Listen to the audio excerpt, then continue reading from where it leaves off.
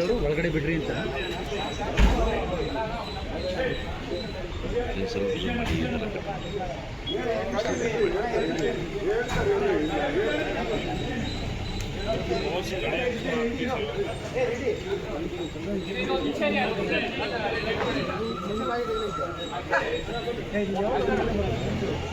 ಶುಭಕರಲು ಬಂದ ಕಾರ್ಯಕ್ರಮ ಮುಖಂಡರು